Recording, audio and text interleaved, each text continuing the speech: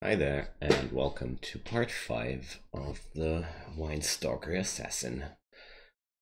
And tonight we're sitting at the bottom of the swamp, and I've decided to bail out. Long story short, I've decided to bail out. That's mainly because we have on Swamp 3 Mara sitting around, and we have Louise on Swamp 4. Louise has only 1% chance of banishing me. That's not what I'm as concerned about. I'm concerned about her evening star and that artifact large shield she's carrying around, so I don't feel too confident in beating her up. And that's why I've come to the conclusion that I'm gonna stick my head into the vaults for now, for level 1 or something like that. Have a look at how well I can clear this area up, because in the last episode I've managed to grab up the rune down in the spider nest so I can enter the vaults, and so that's already the first thing I want to talk about here. Swapping over from branch to branch to branch is more often than not a very good decision to ensure your survival, because Louise there, it was way too scary for my taste to try, because I don't know which resistances her gear provides to her. It could be that this large shield provides her resistance to electricity, and in that scenario my main go-to tactic to kill off stuff, which is lightning spire, would be supremely useless. So let's drop down the spire a few times and hope that it'll shoot down the centaur, or at least force him into melee with me. We're gonna do it like that. Alright, I just wanted to mitigate a few shots with the lightning spire, because chances are the spire will soak up the arrows for me, and this way I can stay quite safely in this confrontation. So we are having a first Yaktar down here, and I'm gonna take the ranged fight with him together with my spire here. Vaults is pretty cool if you're carrying around a crossbow, because entering vaults is the end of your bolt shortage in general. There are so many Yaktars every time down here that you're gonna swim in bolts sooner or later. Same thing is true if you're carrying around a bow. Then the Elven Halls is the end of your arrow shortage, because you're gonna meet so many bow wielding dudes down there that you will be swimming in arrows by the time. Same goes for throwing weapons with the Orcish mines. So, or shoals. Shoals is even better actually, but you don't get shoals every time. Oh, I want to keep standing there. Or not. So we're gonna keep the spire up here, because I feel like it's standing in a wonderful position to beat down these guys. And sadly, it's getting destroyed really quickly, but I'm gonna do the lightning spire kite. And from time to time, when I can allow myself, shoot some feeble arrows. I didn't want to shoot like that. I wanted to hit 2 of them at once. Alright, there we go. Okay. Lightning Spire feels a bit lame to use, gotta be honest. I don't want to see this spell nerfed, but I feel like, well, it should be nerfed a bit. So there's a Vault Sentinel. He has only, he has 11% chance to mark me. So again, with the Spire I can block the line of sight. This dragon is pretty spooky, considering I have no resistance from fire available. This is quite bad. But I want to get rid of the blue guy first. But chances are that I need to TP. As soon as this dragon is in my face, stuff could get pretty bonkers here. Alright, let's swap over to the dagger. Okay, that's what I'm talking about. I'm getting a lot of damage here from this dragon. Yet still the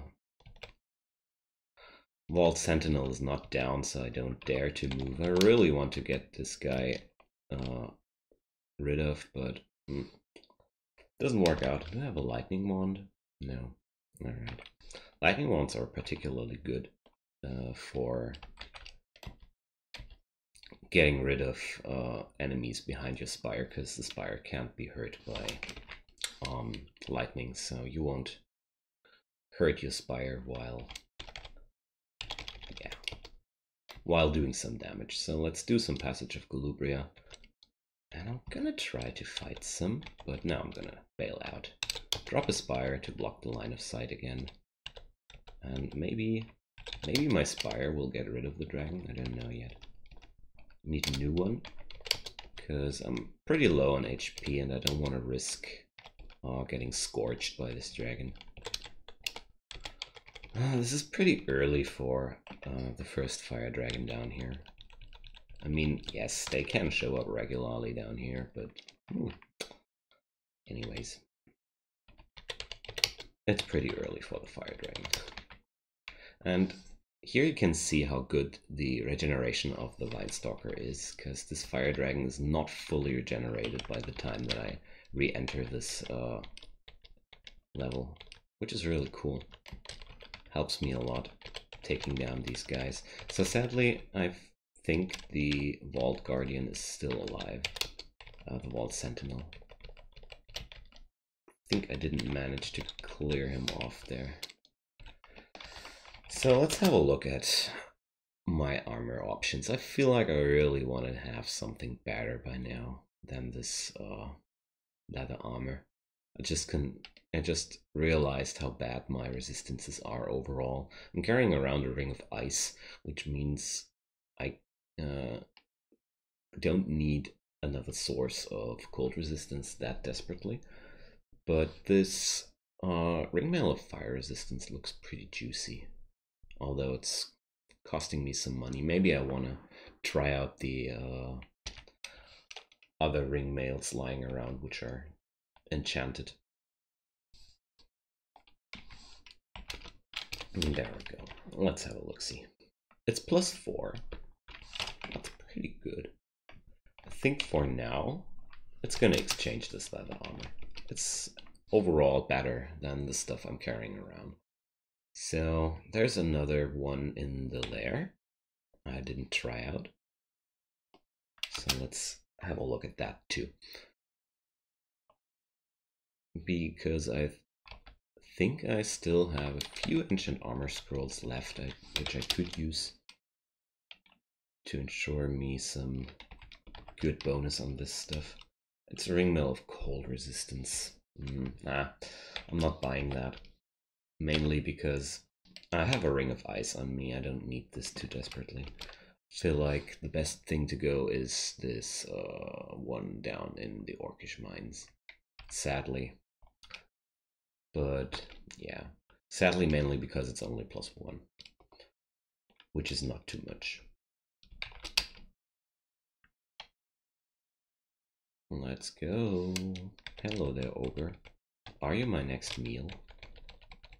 Yes, he is. So I reached my training goal for evocations. Perfect. I feel by the time now, it's a good idea to level up some armor. Let's put it on 10. I mean, this ringmail doesn't offer me too much armor class in general, but in the long run, I feel like with this huge strength, okay, it's 19 unbuffed. Do I have, this hat has +3 strength too. Alright, I was wondering how I did manage to achieve so much strength. What I wanted to say was, in the long run, chances are that I'm gonna swap over to a heavier armor. And right now, even this ringmail will get a little bit better with the armor skill. I know it's not much. I know it's kind of like neglectable, the bonus I get from the armor skill. but it's a long-term decision because I already have made the decision to get this game into extended, so yeah. I won't finish an extended run with just a ring mail.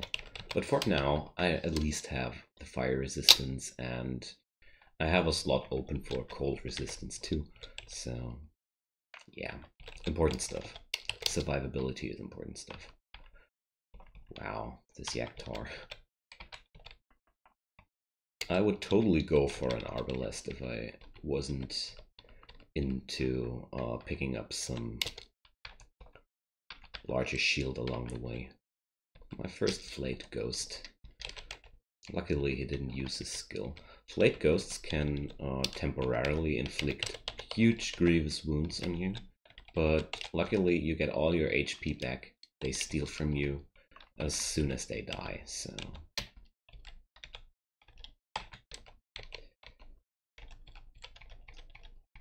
On their own, Flayed Ghosts are not particularly dangerous. They get really stupidly dangerous though when they're combined with other hard-hitting enemies and able to do their flaying stuff from the backline. That's something you never want to see happen on you. Okay, these slime creatures are really low. Can't take them down like that. Alright, so translocation is up to 5. Passage is an 8%. Am I okay with that? I don't know. Maybe I could kill Louise with poisonous vapors, huh? That's a chance, but again, I don't know. Her large shield could offer her poison resistance, and that would make this strategy debatable. Nah. I'm just gonna wait. There's no pressure for me to pick up the Swamp Rune as quick as possible. And the shield, well, I want to wield this shield if it's a good one, but large shields require a shield rating of 25, and I'm so far away from that. And right now I don't want to cut down my magical abilities. And I wouldn't be able to spellcast properly with the large shield on my arm there. That would not gonna happen. Alright. So Waltz feels pretty good until that happened. Holy crap. This is bad. So I need a Golubria ASAP. Break this line of sight and drop down a Spire. This is way more than I can handle. All these Yaktars will make my life so miserable if I take him on like that. Can I reach this? Yes, I can. So I'm gonna take this fight with my Spire.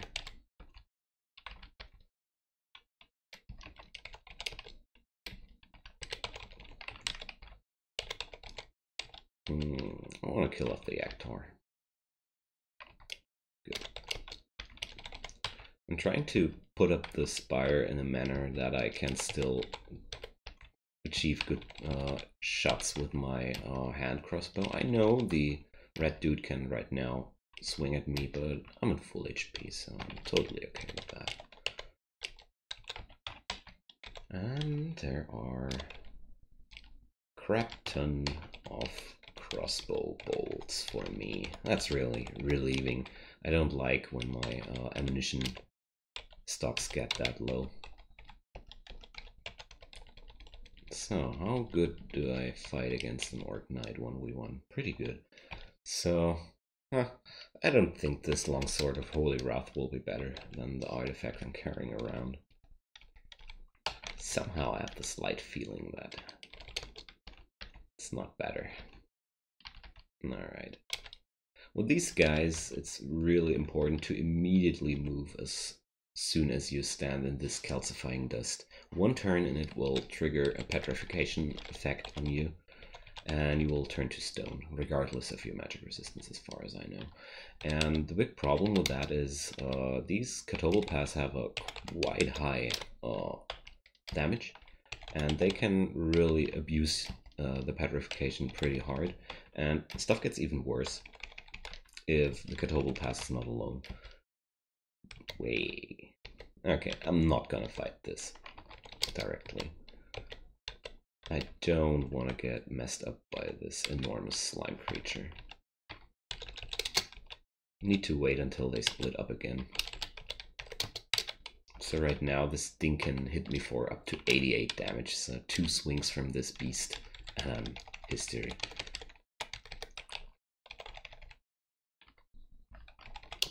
Alright. Always be very, very careful with large stacks of slime creatures. They can do surprising amounts of damage.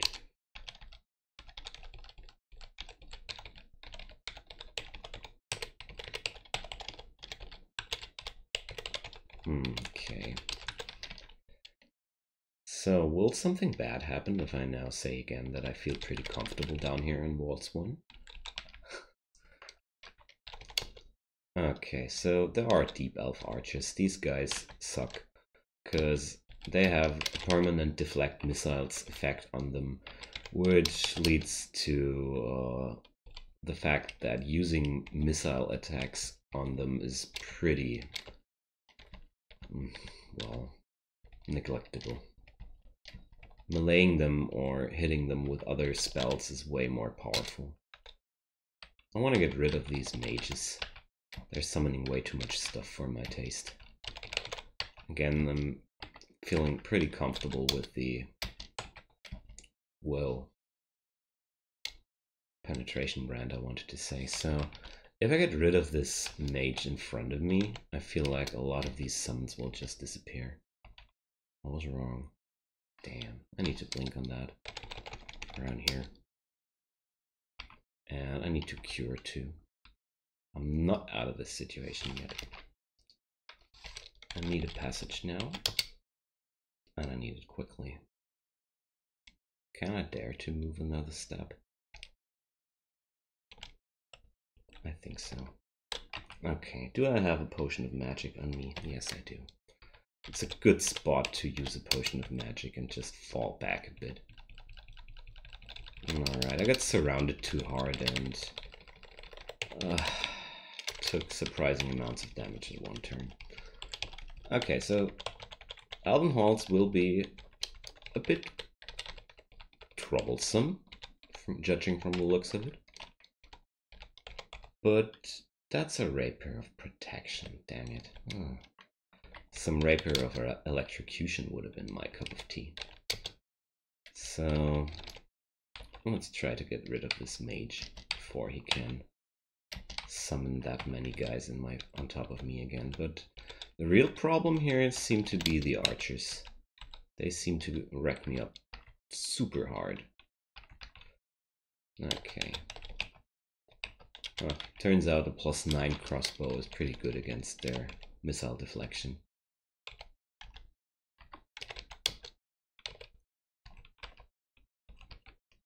Yeah, I'm hitting them pretty much every time. So, is there any other source of poison resistance available for me? That's a very interesting question. There's a cloak of poison resistance available, but I don't want to switch over from the scarf, because resistance from corrosion is pretty handy to have, and also you can't roll corrosion resistance on anything else naturally than on a ring slot, which means there are only rings of resist corrosion. There are no armors of resist corrosion. There is no such brand like resist corrosion naturally.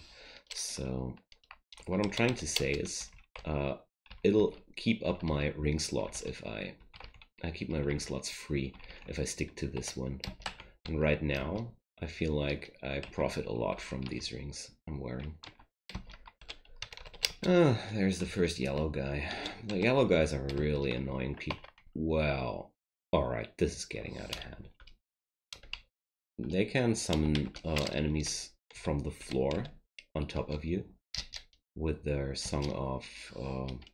what's it called? Song of Recoil or something like that.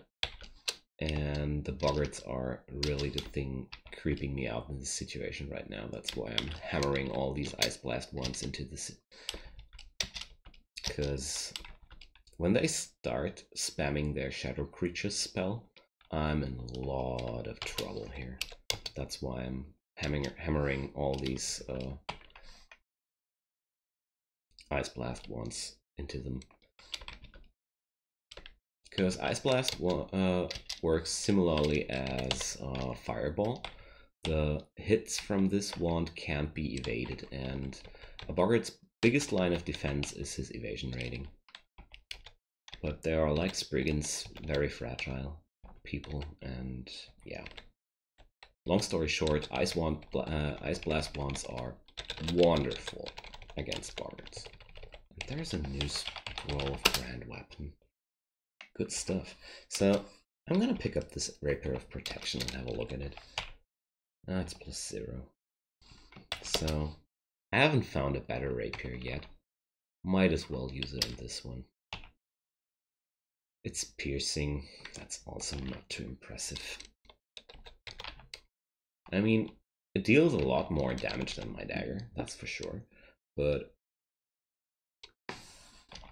the investment I would... I have 8 Enchant Weapon Scrolls on me. I'm not too sure if it's worth it. Pierce is a very lackluster brand compared to Electrocution or Elemental brands. Because Pierce... oh well. Nah, Pierce is as bad as the other Elemental brands, because it also deals damage depending on the base damage of the weapon you're actually wielding. Storm Dragon Simulacrum. But overall, a Rapier deals a lot more damage though. So let's check it out. It's a base damage of 8 compared with the dagger I'm carrying around. It's base damage of 4. It's double my damage. Okay, never mind, we're gonna do this. The thing with piercing is the flat damage from piercing is a bit lower than with flaming and freezing, but it's a general buff. It's physical damage. It can't be resisted, only by armor class, that is, but overall this has no particular weakness against anybody, so I guess that's the reason why it's balanced like that.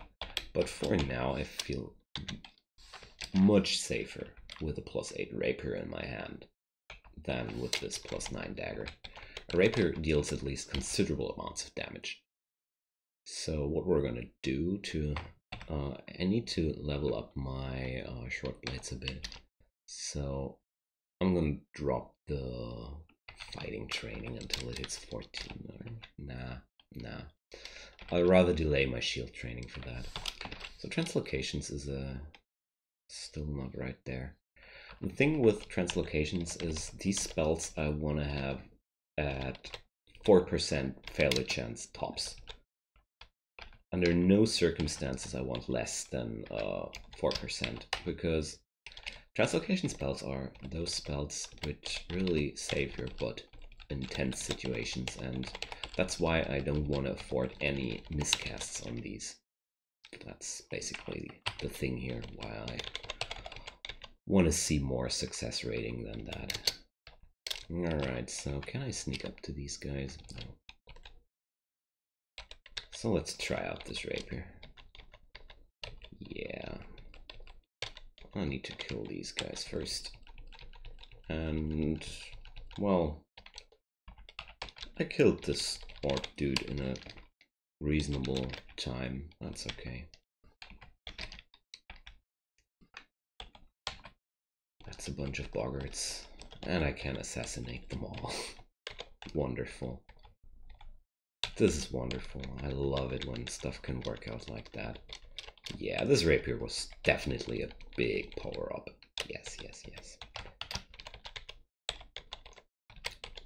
Sometimes it's very important that you don't overweight on the stuff you really want to have, and instead take what's in your hands. That's very important with Crawl in general, because all the loot you can achieve is randomized by this game, so you never know if you actually run into the stuff you want to see along the game. You can manipulate these chances a bit, like I do here with Okavaru, with Sif Muna, because Sif Muna definitely will provide all of the spells the game has to offer. So this fruit was lying on an alarm trap. Apportation can do. And likewise, you can manipulate your chances on loot with Okavaru as well, because he will give you gear gifts along the way. Drop works in a similar way. But overall, what I really want to say is what you get in Crawl is entirely random. So rather take the good stuff in your vicinity and change your plans from your wishes and survive a bit longer. That's what I did with this rapier here. I mean, that could be a rapier of electrocution around this corner, and then I would have wasted all these ancient weapon scrolls upon this rapier. Yes, that's true. But before this rapier, my survival chances were not the best, considering that daggers really deal lousy damage in melee. If you're not stabbing, daggers deal really lousy damage. I only kept this that long because it's a +9 weapon. That's the only reasoning I stuck to this weapon that long. There's an ogre mage. I feel like I still wear this ring of ice, do I? Yes. I need to change that. Okay, so I'm just noticing that I'm still having Mephitic Cloud available, which is a good spell against people like these, I guess. No, didn't do too much. Alright. I always tend to stay particularly cautious with ogre mages along the run, because they are like the nastiest piece of meat the ogre species has to offer. They're even nastier than the two-headed ogres overall. That's because they can have very, very dangerous spellbooks. Even if you can resist their paralysis well, some crystal spear in your face can still mess up your day pretty hard. And another thing that's really important to mention about ogre mages, they are like that one mage species which really has a high spawn rate. You will fight a lot of ogre mages across the board, and this is particularly interesting because they are, I feel like, the mages with the highest spawn rate having a paralyze spell potentially in their claws. And this means even if they have only 2% chance of succeeding in paralyzing you, it will happen from time to time because you fight that many of them. That's why I really take these people always pretty seriously. And I've fared well with this strategy. So it turns out all these Yaktors were fake. Just the product of the imagination of this Rakshana. Damn those cats. So there is a long sword of electrocution lying around here. Sweet stuff. I want to try it out. It's +0. But overall, it's a strong weapon. And I do have a few inventory slots left. Oh well, might as well keep it for now. It's the best long blade, which doesn't feature holy branding available. So another thing, because I'm talking about holy brandings here, simulacra are vulnerable to holy damage because they are the product of necromancy. That's also something not too obvious, I think, but worth knowing, because simulacra can deal terrible amounts of damage. I mean, these freezing wraiths, it's quite obvious that they are vulnerable to holy damage, right? But yeah, I don't feel like with the simulacra it's that obvious. Okay, so I'm just wondering how deep I want to go into vaults here. I'm not too sure, to be quite honest. And what do we have here? A Book of the Warp. Awesome. So that's the one book I really want to have, and I actually immediately buy it because it contains Controlled Blink, which is kind of like that one spell I really wanted to have along the way. So, is it worth learning immediately? I don't think so, actually. Oh well, might have been overambitious to buy this book directly, because Sifmuna could overall give it to me later on, but oh well. Sometimes I'm a bit impulsive, I know that. Which is also the reason for many of my deaths along the board. I tend to play a bit too impulsive. But that's something you can train if you're suffering the same problem as I do here. Again, I'm grabbing out my longsword of holy damage, my holy branded longsword here, because as scary as these skeletons might be, they're really, really quickly killable with holy damage. This Death Knight. Death Knights are... Okay, so this one doesn't have... he has Agony, yeah. So, Agony is a torment attack which cuts your HP in half, which really can ruin your day pretty hard. I really want to get rid of this guy. And I don't want to get slowed by this Wraith. So for now, I'm going to try to block the line of sight with a Lightning Spire from this dude. Because if I'm not wrong, Agony needs a clear line of sight to be cast. It's different from Symbol of Torment, which doesn't need a line of sight to cast, because Symbol of Torment will affect everything in the vicinity of the caster. So that's the difference here. That's why Death Knights are in general not as dangerous as many tormenting enemies. But you still gotta take them seriously. Come on, I really want to swap over here.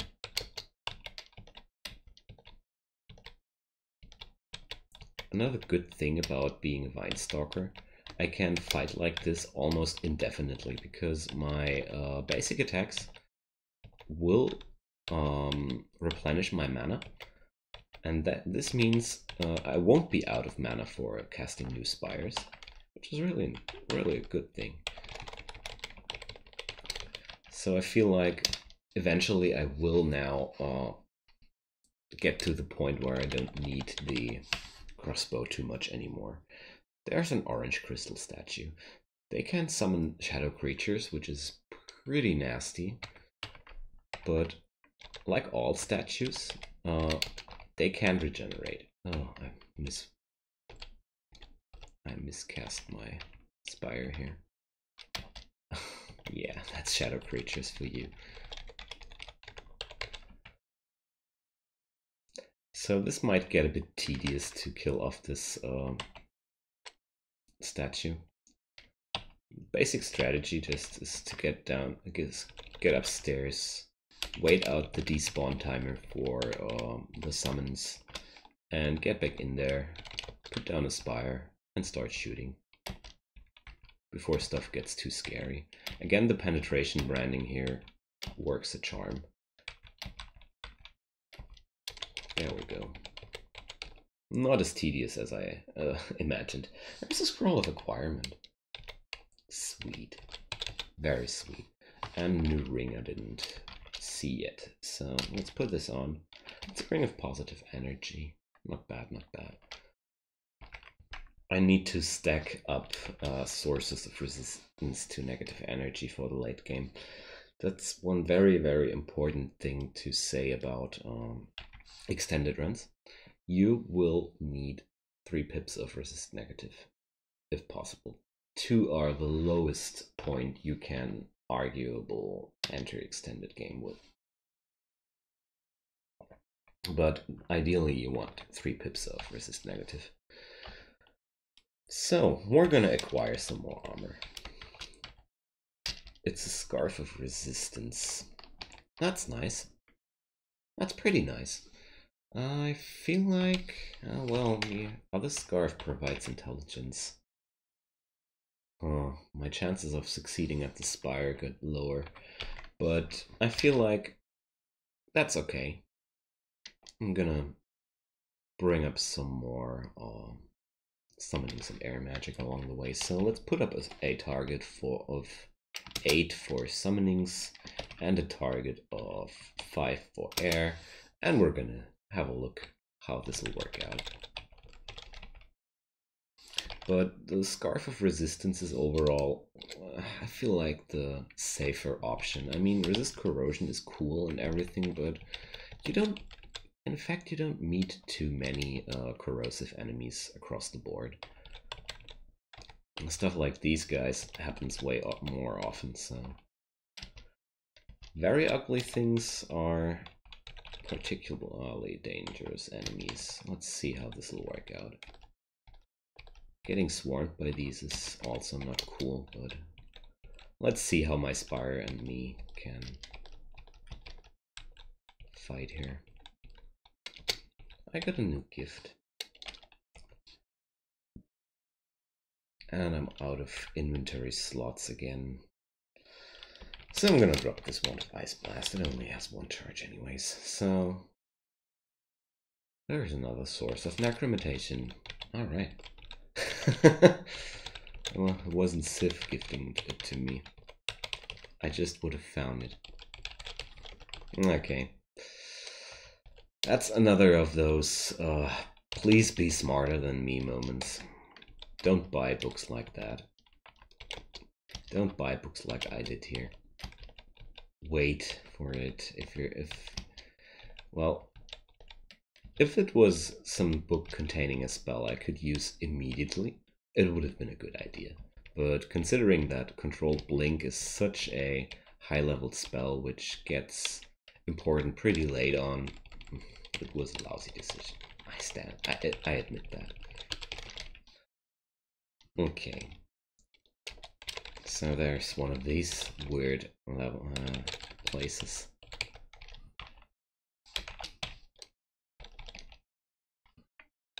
Alright. Let's drop down a Spire and start whacking. Let's shoot this way. I want to get rid of the Necromancer before it can cast some nasty stuff here.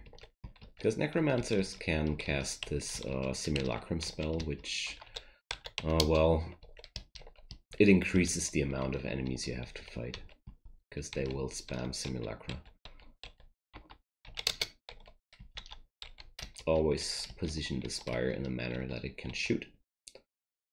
It's very important if you want to put it to some good use. Alright, there we go. So, what about Swamp? What about Elven Halls? I think Elven Halls will be the place where I go as soon as my shields is on a higher level, which potentially doesn't happen right now. My pack is full. Well, you know what? We're gonna swoop over to the lair and drop a few of these books. And there's a Stone Giant. I don't want to die again to a Stone Giant stupidly. Wouldn't be the first time I die to a Stone Giant stupidly. So right now I'm just baiting out all these rocks out of him, but I'm out of mana right now. What am I gonna do? How am I gonna deal with this? Can I paralyze this guy? Arguably.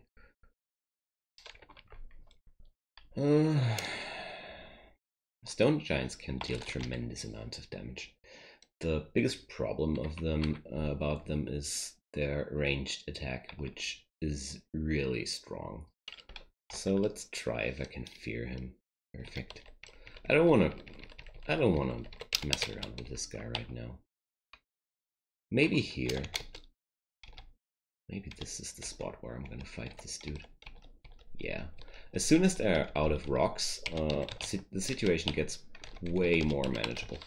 But the thing is, they hit hard in melee, and they're hitting hard in ranged. So the moment when you fight these guys and you're noticing, damn, this fight is going wrong, this fight is not going good for me, and you start retreating, chances are you're still gonna die due to the huge rock slamming in your face. So what about pass wall? I feel like I want to stack up as many defensive options as possible here. What are the other goodies here? Alistair's Intoxication, no thank you. Cause Fear, no thank you. Sticky Flame, I don't need that too much. Silence is not interesting for a person like me. Battle Sphere, I'm not spammy enough for that. LRD, not too much. Deflect Missiles would be something I'm interested in.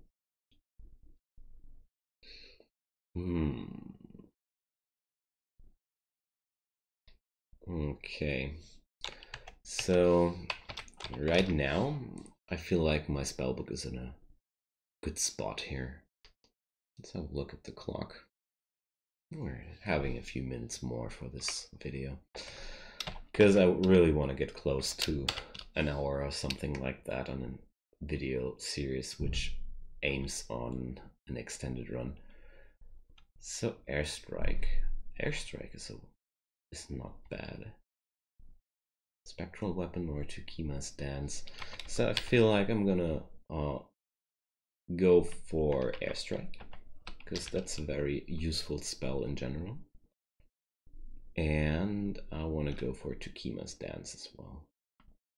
Yeah, these are two wonderful tools to make your life easier. Airstrike helps a lot against flying enemies because the damage is vastly increased when you're using it against a flying enemy. And it's also smite based and doesn't need a clear line of sight to hit, which is also a very big bonus of this spell. And since I'm thinking about using Deflect Missiles later on, the investment in air magic will pay off eventually. That's the long-term thought about this decision. So for this, I want to fight along with my Spire here. This looks like a good thing to do.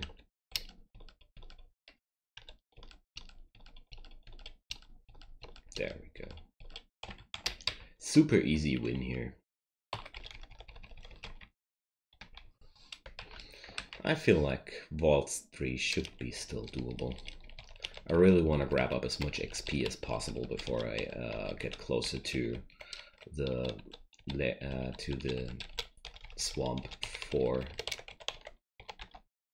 Oh, there's the entrance to the crypt, guarded by a bunch of wraiths. So this is one of the spots in the game where it's always random what you'll face. This was one of the most harmless crypt entries possible. Sometimes they spawn with really dangerous people around, and I feel like I was pretty lucky here. You can face curse skulls sometimes, which is really spooky. Everything which can put torment on you is always pretty spooky. So I get beaten up by these Yaktors pretty hard. But I want to force them into melee with me. Always standing in a manner that my Spire can do some work for me. It's pretty ironic that I wanted to have more bolts and just noticed that my hand crossbow is not as useful as it was anymore. I feel like my melee is way stronger because the bite attack is very powerful, and I don't get that when I do ranged attacks. And I don't fill up my mana pool with ranged attacks either. So yeah, the The moment you get what you want and you notice that you don't need it anymore. But that's not entirely true. This hand crossbow will serve me well for a longer period of time, especially since I can't see invisible without it. So let's drop down a spire here and shoot at these centaurs. And I feel like with the penetration branding, it will stay useful across the board. Of course, a two-handed crossbow would be a lot better in terms of general damage, but I really enjoy the safety shields have to offer in general. Overall, I feel like shields feel also a bit OP, in my humble opinion. Shields feel so powerful because they neglect damage 100% if they trigger.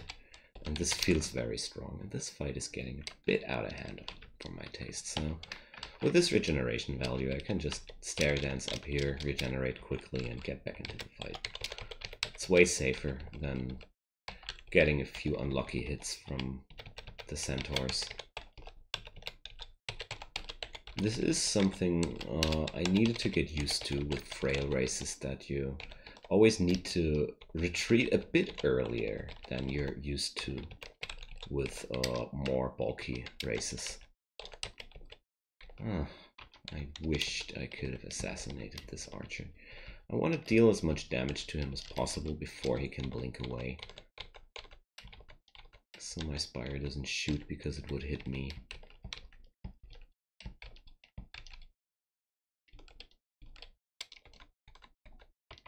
Let's put it down here. That's better. There's another Titanic. Look at that. It deals 110 damage. That's almost my entire life pool. Pretty scary, huh? Go away. The thing about slime creatures is they will always split up eventually again, as long as you run away long enough from them. And they're moving at a base speed of 10, so they won't get on top of you if you're running in time. But I've lost a few good characters on slime creatures. It's pretty. It's been a while since that happened to me the last time that I lost a character to these. But only because I got that harsh lesson from these dudes that many times until I properly respected them every time I faced them. So these people are way more dangerous than they look. That's the gist of it here.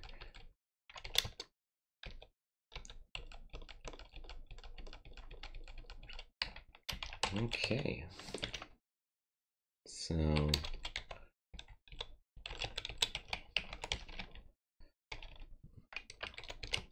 that's Waltz 3.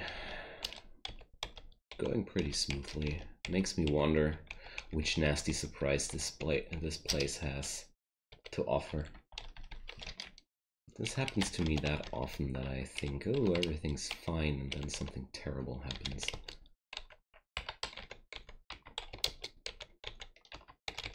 But that's basic crawl paranoia, I think.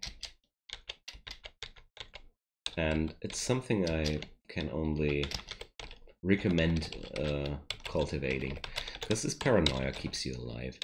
Nothing kills you quicker than overconfidence in this game. Like facing this Aten. He didn't do any damage to me, but in general, he can't just two-shot me. Okay, so what's that? This looks like a vault to me. What is this place? This is some bonkers poison based place. So the ogre mage went invisible, so my spire can't hurt him anymore. But yeah, this crossbow keeps being useful.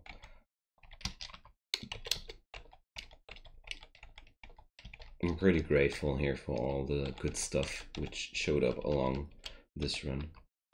So there's a Death Drake. They are pretty scary persons overall, because they have some rotting breath, which destroys your maximum HP.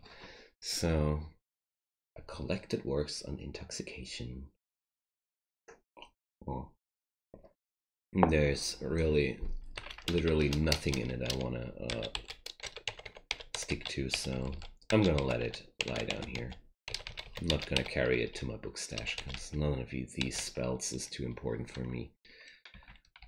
There's a red guy wielding a crossbow.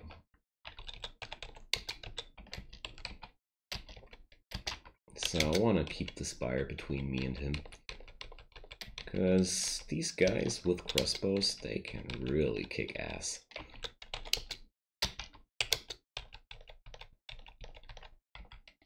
In general, if you're running a frail or low AC or both race, take crossbow wielding or longbow wielding ranged enemies always pretty seriously. They can deal tremendous amounts of damage if you're not heavily armored.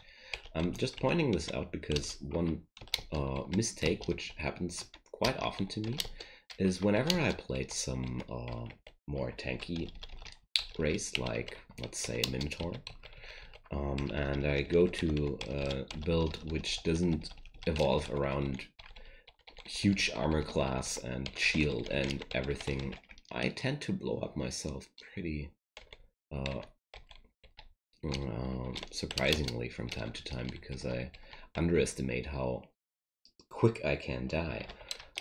And what about that? This guy has huge AC, and he's immune to my spire, so I won't do anything to him. That's not good. So what I'm gonna do is I'm gonna try to Galubria out of this affair. Shut the door to break the line of sight, and rest up a bit and wait until if he will get back on me.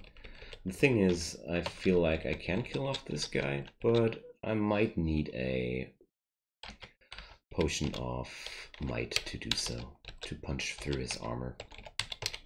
So there's a bunch of boggarts. I want to try if I can just blow them up with my crossbow.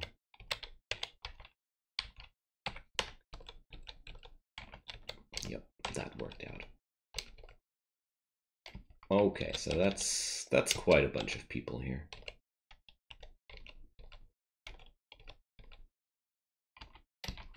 Let's keep spamming some spires and retreat a bit.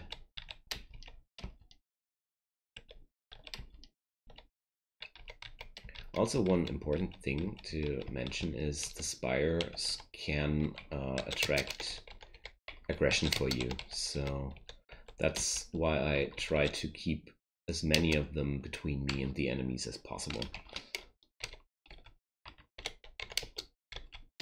And this is the spot where I'm gonna fight the rest of these guys. And again, with the Ogre Mage, I'm gonna, as soon as they go invisible, I'm gonna switch over to the crossbow, because Ogre Mages neither have high AC nor evasion, so I can kill them off with the crossbow pretty decently.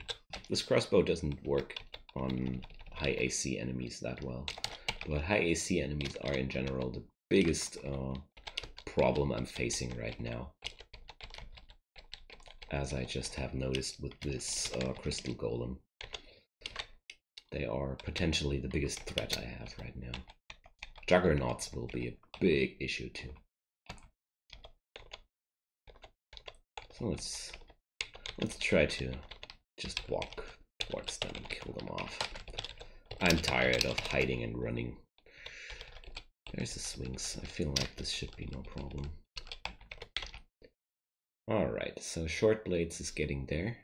Summonings is at 8 now. So I'm gonna put on the air magic now too. I also want to bring up some air magic because it will be good for the spell power of the spire. What is this place? I've never seen this before. So this looks like there's a entrance to the abyss here. This is looking dangerous. Well, you know what? We're gonna go. I don't feel too well with this situation here. And let's head over to the swamp, I'd say.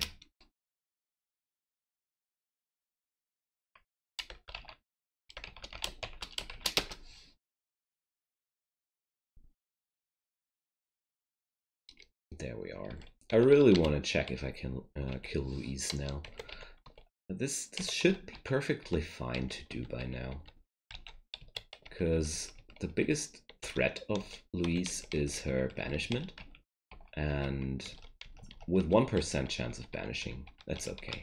I'm carrying around enough haste potions and I'm using Golubria, so overall the chances that she will get on top of me and I can't escape are pretty low. But this is dangerous. Oh boy. Facing an army here. So we're gonna take a few of these people upstairs where we can safely kill them off. I feel like stair dancing is the best thing to do for a situation like this. I'm actually pretty happy that I waited that long until I went down here, because this place features a lot of pretty dangerous enemies for me as a frail Wine Stalker, especially Hydra, because Hydra have a lot of punching power, to say the least. And being level 20 and having AC 18 and everything really feels good in this situation. Especially with the new rapier, I feel a lot safer too. So let's kill off the bog bodies first, and I want to take this mangrove upstairs. I don't want to risk getting paralyzed by these hornets while there's the content of the end of the rune vault flowing towards me. That's one situation I don't want to find myself into. So there's Louise. Stone arrow, lightning bolt, and blink. Well, I feel like this should be fine. I feel like this should be perfectly fine. Can I paralyze her? I'm gonna try. Okay. So let's achieve a super cheesy win against her. 19% and on the first try. I love it. That's why I really like to shoot these things at stuff like that. And there's a Book of Dreams. That's perfect. I want to pick up shadow creatures. This is the best complement to Lightning Spire I can imagine. So, alright, so I feel like I'm gonna wrap this episode here up and finish up the swamp on the next episode. Done with Louise. I cleared out a lot of the vaults along the run. The only thing that I want to do before I leave this episode is I want to ID this shield. And, well, it's okay, but not more than that. It's a +6 life shield. I have to give it that. That's good by its own means, but it's not as amazing as I hoped for when I saw it on her. All right, so I'm gonna put an end here. Or no, we're gonna go for Lair. Oh. Go away, Mara. I'm not gonna play with you. I'm gonna go for the lair and go to my stash and head back to my base camp, and then I'm gonna log out for today. Thanks for watching, thanks for your time, and I hope you're gonna tune in for the next episode for more slaughter and mayhem with the Wine Stalker Assassin. Enjoy your time, guys, and see you soon. Bye bye.